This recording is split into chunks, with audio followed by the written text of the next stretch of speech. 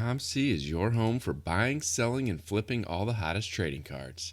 Their consignment marketplace is home to over 29 million cards, from baseball superstars like Aaron Judge to Marvel favorites like Spider-Man.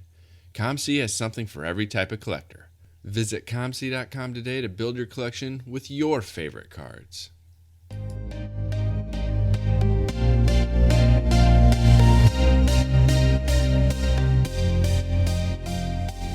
You're listening to the WaxPackHero Sports Card Minute, a podcast where we discuss both the hobby and business sides of collecting.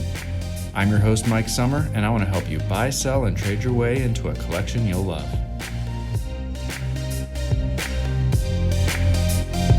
Hello, everybody, and welcome back to the WaxPackHero Sports Card Minute. A couple months ago, I had the opportunity to go onto Wrestling Trading Cards TV with Tony Vela. Had a chance to sit down with him for his show and do an interview. And one of my favorite things to do when that happens is to invite them to come on to my show where I get to interview them and tell their story as well. And so that is what we're going to do today. It's my opportunity to interview Tony, learn his background, learn his origin story, and I think you're going to enjoy it. Tony is a man after my own heart, started collecting as a kid, had a period of time where he was both collecting and on the business side of things, setting up at shows and stuff like that. He'll get into that story as we have our conversation today. But I love that combination of hobby side of the business and the business side of the business smashed together, and that's what Tony's done. Now he's got some great content that he's creating. I can't wait for you to hear his story. And we'll tell you that story right after I tell you about Underdog Collectibles, the online shop run by collectors for collectors that breaks new product almost 7 days a week now across Facebook, YouTube, and Loop. You can also visit them at their brick and mortar shop in Knoxville, Tennessee to see their full selection of wax, singles, supplies, anything that you might want to get. And you can even watch some of those breaks live and in the shop. Check out what they're going to be breaking this week by visiting them at udogcollect.com. And when you do, make sure you tell them that WaxPackHero sent you. Today, I want to welcome Tony Vela to the show. As you know, I broadcasted the episode that he recorded with me for his show a couple weeks ago. Now I wanted to have him on our show here so that we could hear more about his origin story in the hobby. He's been around a long time, a couple different iterations on a couple different shows, but now we get to hear from Tony about how he got started in the hobby. So Tony, welcome. Thank you, Mike. How are you today? I am doing well. Wrapping up the start of a week here. We're going to be able to talk about some cards and the hobby that we love. So it's always a good day when I get to interview somebody for the show. I you know me. I love talking about this hobby of wrestling cards. So I'm just happy and honored to be on your show, man. What I always like to get some of these conversations started with is just to hear a little bit about your origin story, kind of that comic book way, the origin of how things got started. And so I know you enjoy wrestling cards, and I know you enjoy non-sports as well. So I thought that was a fitting description. So let's start there. Just what is your origin story in the hobby? Well, as most kids, I think I started out collecting sports cards. I was a big baseball card fan, very early on. I've told the story before where I used to sit back and watch baseball games. Being a Southern California boy, I had the Dodgers and the Angels. So sit back, and I remember distinctly, watching Angels play the Yankees and pulling out my shoebox where I had cut up construction paper for the A's, the B's, the C's, the D's, and put all my teams. I didn't put things in numerical order. I put things by teams. And then I go like, oh, Thurman Munson's coming up to bat. I have his card. And I go, oh, he hit 23 home runs last year or whatever. And just kind of following it that way and using cards as like an index to get to, better understand who the players were. And I just kind of went from there for me, and then got into wrestling cards, which has become my forte for the better part of 30 plus years now. And just working at a liquor store. That also was a deli.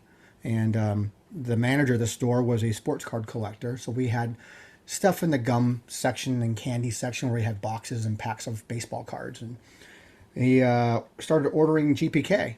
And then with the GPK stuff, also wrestling, 85 tops. and we'd have a sell sheet where on one side would be a GPK ad and the other side would be a 85 Tops ad.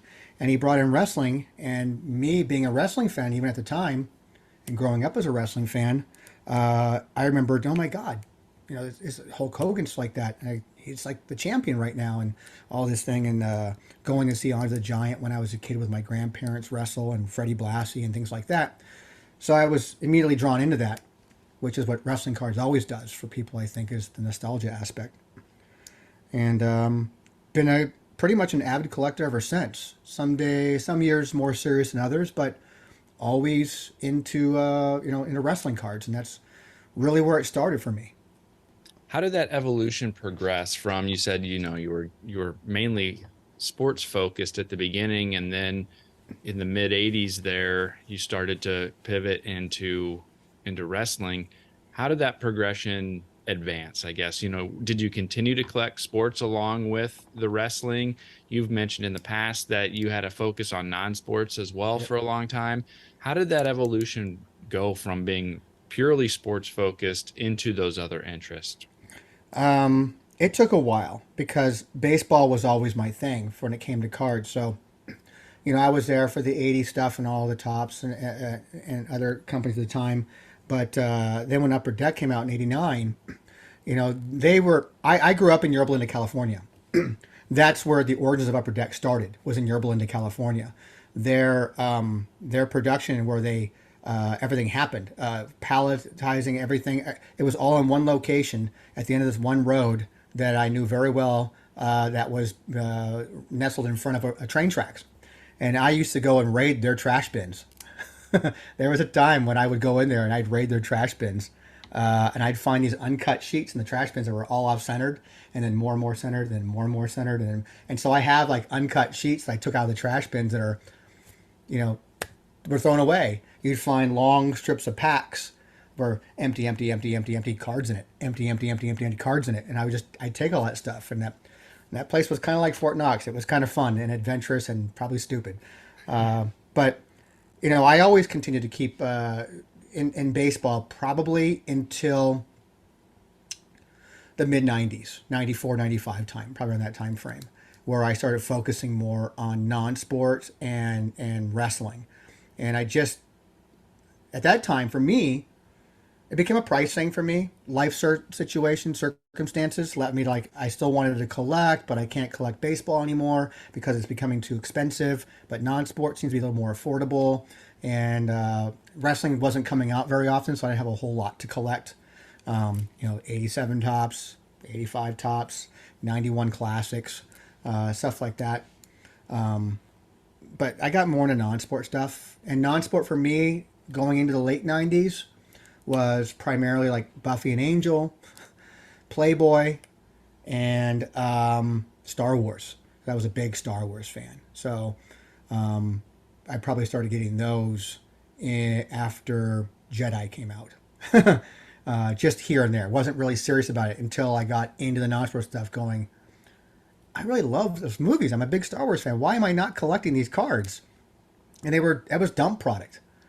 So all that stuff was dump. You'd find boxes with the big old black mark across it. I can get it for $5, $7 a box if I wanted to, and it was just fun to open. And but my love has always been with the wrestling stuff. I've always identified with wrestling more than anything else from a collectible standpoint, whether it be the trading cards. I wasn't huge in figures, although I had a small little phase in getting into figures. I have ring worn gear stuff. But cards has always been where it's at for me. When it's not uncommon for interest to ebb and flow, in our collecting journeys, one of the things I always am interested in, though, is when those interests shift a little bit, what did you do with those other cards, right? So when you were baseball and sports for a long time, shifted into entertainment, non-sports, and wrestling, what did you do with the baseball cards at that point? Did you keep them, or did you get rid of those to be able to reallocate maybe some of those funds to the current interests? Young and dumb, for one thing. uh, I don't have any of those baseball cards that I used to have. At the time when I started getting out of it and was phasing myself out, I was collecting with another friend. we both decided we were going to collect together. Together, we can both chip in to buy a box. Together, we can both chip in to buy a complete factory set. Together, we can go in and buy that Daryl Strawberry rookie card, you know. But so he became the place where we kept all our stuff. And in a sad story, it's just ended up in his house, and I never saw him again. And I basically started from scratch with what I had. I mean, I didn't have a whole lot of stuff left. It was mostly at his place. All my good stuff, if you want to call it good stuff, was at his place, you know. And so I just started from scratch with with wrestling, and I just kept it for myself. And you know, wrestling, and again the Playboy and the Star Wars and Buffy, when Buffy became popular in the late '90s. So, and then that's where I started getting into the wonderful World Wide Web. How about currently, now your focus is almost entirely on wrestling. Did you keep those entertainment cards? I have a lot of it still. Yeah. Oh yeah. Okay. I still have a lot of Star Wars. Not so much. I did sell a lot of that stuff, but when I got even more and more into the non-sport world, and when I'm talking about non-sport stuff, I'm talking everything from wacky packages and GPK, because that's, you know, again, a nostalgia thing from back in the time, and obviously Buffy, and I really got into a lot of the Playboy stuff, even through all the different manufacturers that took over that license. I even got into, like, I started buying Xena and Lord of the Rings when that became a thing, really popular. Like, typically non-sport stuff, movies didn't really translate well into trading cards as far as sales went. TV shows did. Buffy was popular. Xena was popular. Anything from that late '90s time, especially with Inkworks related, those were all popular. And then Rittenhouse came around and made, you know, Twilight Zone and Outer Limits, and they had the Star Trek licenses, were always very popular things.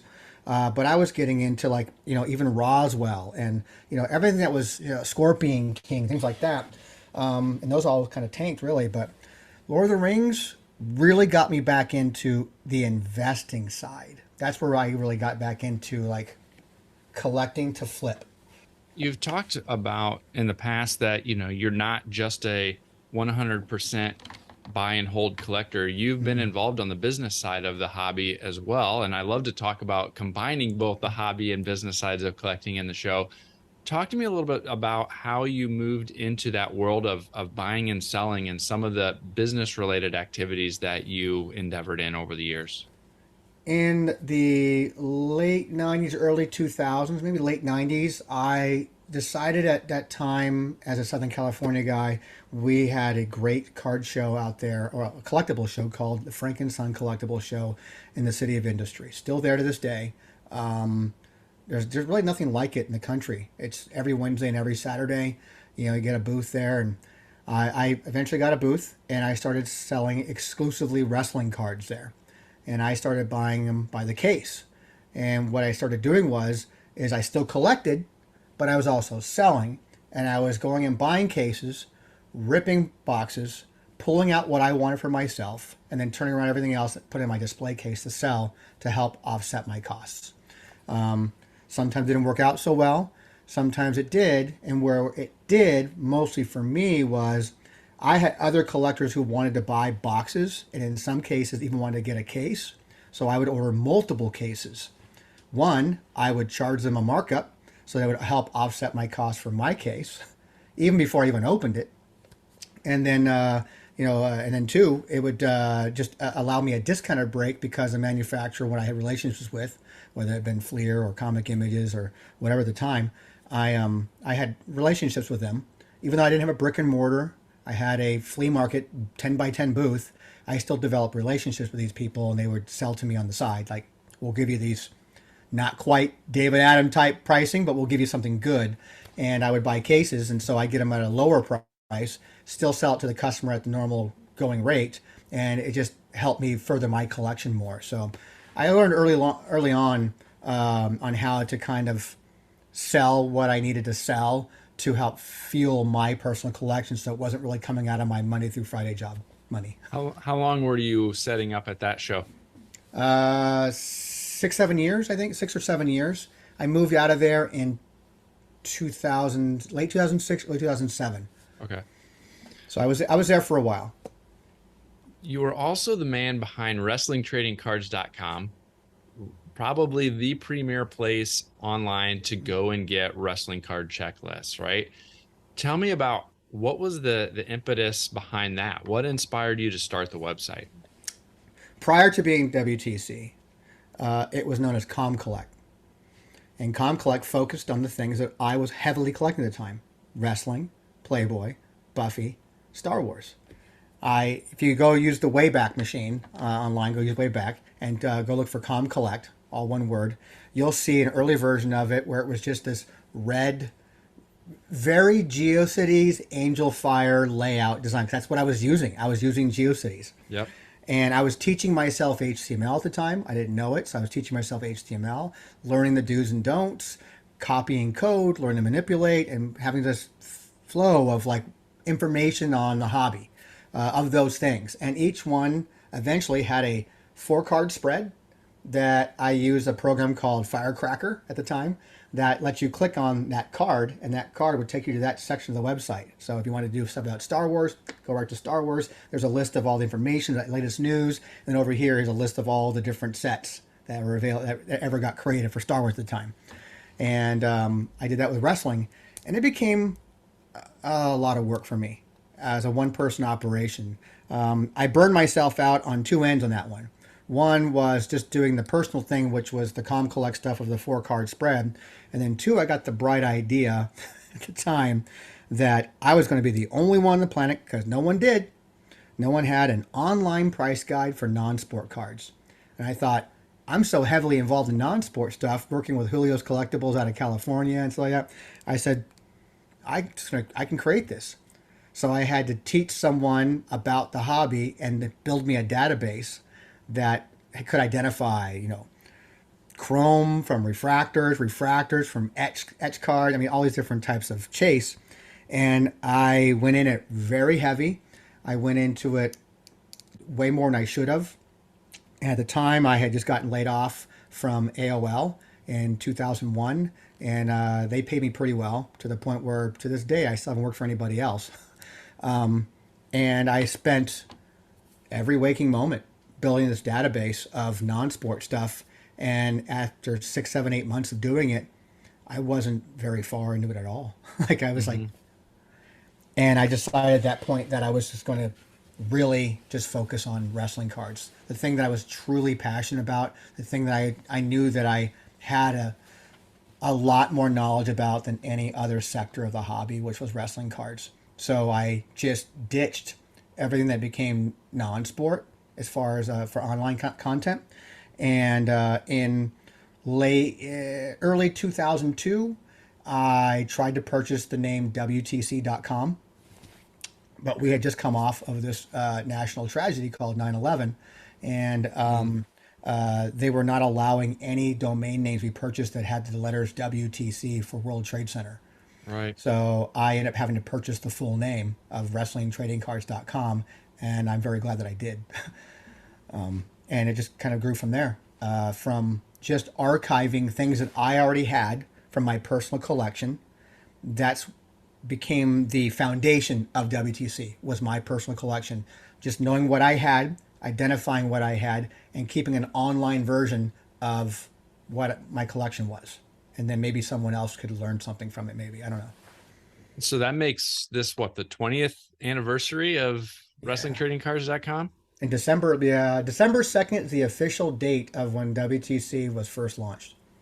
Very cool. And are you still a one-man operation, or do you have help now in cataloging and getting photos and all of that type of stuff for these I cards? definitely have a great team of people. I mean, even to go back to, I am the founder and owner of WTC, but shortly after it started, my longtime best friend David Porto is also a collector of wrestling, period, and he was one of the main. He's the only other guy that was out there getting information. So we were constantly phone calls and emails back and forth to each other, like, I just found this really unique card set from Germany, or this cool card set from like Japan. Like, oh my God, it's a whole market over there. How are we going to get all this information? And we just started archiving it together. And then he ran with it for a long time. Like, he did all the back end stuff. I taught him how to do stuff, and he did it. Now you come to present day, He's got a family and he takes care of things, and he's still a co-owner of the site. But you got to have Chuckster. I mean, Chuckster's our main guy. He's the lead archivist for the stuff. And without him, we wouldn't be where we're at today. We just wouldn't be without him, and Paul and Unn from the Wrestling Card Price Guide, and Armand, who is on Wrestling Trading Cards on Twitter, the mystery man. These guys have all been they're very much part of the team, and without those guys, WTC wouldn't be where it's at today. And to be quite frank with you, I never even thought that WTC would still be around today. It's an amazing resource. I know I've used it several times as I'm trying to research a certain product, or I'm trying to identify what sets a certain wrestler might be in. It's a fantastic resource. So if anybody out there has not bookmarked WrestlingTradingCards.com yet, you need to if you want a go-to source for wrestling card checklists and content. But speaking of content, you and I were first introduced through Zan Morning and the show that you do with him. And there's a couple different shows that you do with Zan. You have WTC TV on YouTube, the YouTube show that you put on, and then that one's mine. We both have our own separate ones. Right. He has his Wrestling with Cards, and I have WTC TV. Yep. It's through those two YouTube channels that we actually met. Okay. And so what inspired you to start creating content, like video content? Again, because like everything it's one else, thing man. to have that passionate collecting base. It's another thing to put some information out there as a resource. And then it's a whole nother thing to start creating content around that and put yourself out there on video, especially. So what inspired you to start to create that video content? Happenstance, just pure luck, coincidence, whatever you want to call it. Obviously, it rose from the ashes of the pandemic. While I was in the middle of the pandemic, I talked to David at one point, and had been talking with Chuckster about some things, and just kind of communicating, and thought the site had been dormant for almost 7 years, and it still had information from 2014 backwards, but nothing new all these years, and that's for a lot of personal reasons of why it sat like that. And then I just had an idea. Like, I came across Zan's channel and thought, this is so cool. Someone's doing content about wrestling cards. How cool. And I thought, man, maybe I should try to do something like that. Just see if there's any interest in maybe, do people really care about WTC anymore? Do they ever still use it? So there was that aspect of it. But also, and I knew nothing about how to do any of this. So I had no idea. And then I just also wanted to get over the fear of being in front of a camera. I'm a behind the scenes kind of guy, always have been. And then also to help me with my speech. I'm a very fast talker. I will sometimes stumble a lot, and I wanted to make sure that I could maybe help out a little bit with that. So those are the personal things. But David and I got on, just the two of us, in our busy schedules, and decided to sit there and just shoot the breeze, talk about wrestling cards, about WTC, its history a little bit maybe, what it used to be, what maybe, do people care?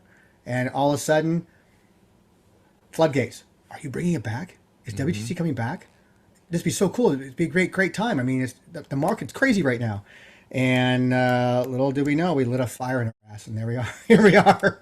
It took about 6-7 months teaching myself WordPress, transferring the site over from an old domain host to a new one, getting people on board like Chuckster and Paul and Armand and others to come on and help, because I can't do it by myself. There's no way I can't do it by myself. And here we are a year plus later with over 1,000 posts and new card sets to discover almost on a daily basis, new images to add, new information to add. It was fun kind of rebuilding the site too, because you go back and find old checklists and go, why does it say this? That 1989 is not a classic set. That's actually, it's not manufactured by Classic. It's manufactured by a different company. And I never knew that. So like 30 years later, learning new things. And it's just been, over this time, I still collect. And as I've talked to you before, and as people know, I player collect certain people now, Loomis and Angles like that. And I still do that, which is fun. but my main hobby right now is gathering information on wrestling cards. I love it. Yeah, it's been so fun to learn from you guys, both from your site and from the content that you're creating. It's been a ton of fun. If you had to name a favorite wrestling set of all time, For what would that me, set be? Yeah, for you. Not necessarily the most expensive, not I necessarily know the. most guys their go-to is always the All-Star set, and there's I mean we all can be in agreement that's like that's our 52 tops right there. That's our 86 Fleer. Um, but from a personal standpoint, I mean you also never forget your first time. So 85 tops will always sit there for me. But I think in a neck and neck for me, 98 comic images is where I really started to get heavy into collecting. If it was a cardboard version of a wrestler, I had to have it. And comic images is what really sparked my need to go out and collect on a exclusively almost at some points in times just wrestling like that. I sorry, I'm not getting the new Buffy set because my money is tied up over here and buying the new SmackDown set from Comic Images. It's just yeah, Comic Images probably.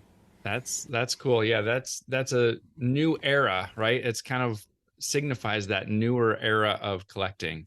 It Yep. was past the junk wax era into this not quite the modern era that we see today, but definitely kind of a hybrid era of the hobby for wrestling cards for sure. So I can definitely see that, and there's definitely some iconic cards that have come from that set as we look back today. It's a nostalgic piece for me too as a wrestling fan, where it takes you back during the height of wrestling during that Attitude Era, of just Monday nights became like do I watch Nitro or do I watch Raw? Getting two pay-per-views a month, like running me $60 a month just in expenses for that, and it was just all that having friends over, watching wrestling together is so much fun. Kind of an underlying theme throughout our conversation today has been about passion and taking action on things that bring out the passion that you're feeling. Any words of wisdom for listeners out there who have a passion for a certain segment of the hobby but don't fully know how to approach that or how to maybe fully realize that passion when it comes to the hobby? I think when it comes to wrestling specifically, because all I can really speak about is the wrestling side of it, is wrestling's always got this negative, look on it, like, oh, you're a wrestling fan. And, in the late 90s, early 2000s, that kind of changed when wrestling was taking over everything. It was on covers of TV guides, and it was on covers of magazines, and it was being integrated in other television shows and stuff. We don't have to worry about that anymore. Wrestling is still very popular. But if you're passionate about anything, cards or whatever, I think you should go with it. Live within your means, work with a budget, but go after it and just have fun with it. Like I never thought WTC would be where it is today, and even brought back to where it is. But that passion to gather information and put it out there for people just drove me to go do it. Either I go do it and people don't care, but at least I tried to do it. But I'll never know unless I tried to do it. And if you're into wrestling or whatever it is you're into, and there's something collectible about it that makes you feel good, I am very much about that on social media right now, and you'll see it more and more. Is I'm very much about preaching positivity now and having fun within the hobby, and I think it's important that you collect what you love, and you just kind of ignore people who want to be critical of what is it you're trying to buy. They don't they don't control your wallet. They don't control your passion. You go out and collect what makes you happy. At the end of the day, it's what makes you happy. You mentioned the general vibe and the feel and the message that you try to get out on social media. So why don't you take a second and tell people where they can find you if they want to follow along with what you've got going on or connect with you with any questions and things like that.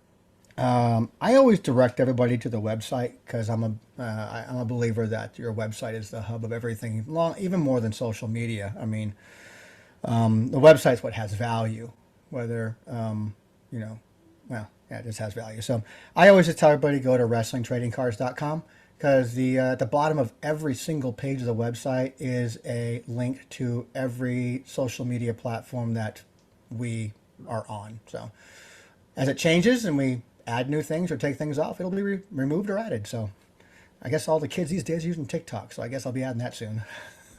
There you go. I love TikTok, both from an entertainment perspective and creating card content on there. It's I a got to lot of talk to you fun. then about that and on how to maneuver that, because I think that's the place I got to go to next, both for WTC and for my own store that I'm opening up here soon. So I got to get on that. Very good. Well, hey, I appreciate you coming on and spending a few minutes today, Tony, telling your story, both in the hobby as a collector, but also as a content creator. So thanks again for your time today. Oh, thanks for having me, Mike. I really appreciate it. Like the athletes we admire, the Sports Card Shop is changing the game. We're not launching threes, bombing drives, or hitting dingers, but we have built a unique gathering spot for all collectors to trade cards, talk sports, play games, and watch their favorite athletes on the big screens. Yes, we've partnered with Panini, Upper Deck, Leaf, Topps, Fanatics, Pokemon, and others to bring you all the latest in sealed wax and singles. But the Sports Card Shop in New Buffalo, Michigan is much, much more.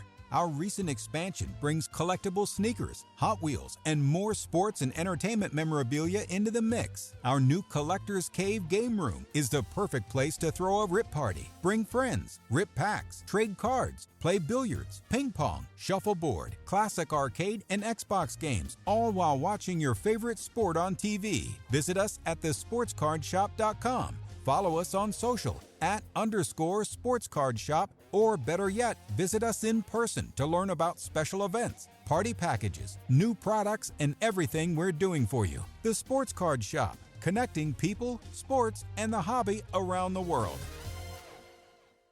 Like I mentioned in the conversation, if you have not gone to WrestlingTradingCards.com and bookmarked it as your resource for all things wrestling cards, then you're missing out. It's a great place to research about new sets. It's a great place to research about old sets, obscure sets, food issues, whatever it is about wrestling cards. WrestlingTradingCards.com is the place that you want to go. So check it out, and then let me know what you think about this interview with Tony. Let me know about that passion that you've got for wrestling cards, or whatever your passion might be. Reach out to me on Twitter at @TheMikeSummer. Send me an email at WaxPackHero@gmail.com. Reach out on TikTok or Instagram at WaxPackHero and let me know what in the hobby you are passionate about right now. I would love to hear it. Well, that is all I have for you today, so I'll catch you next time.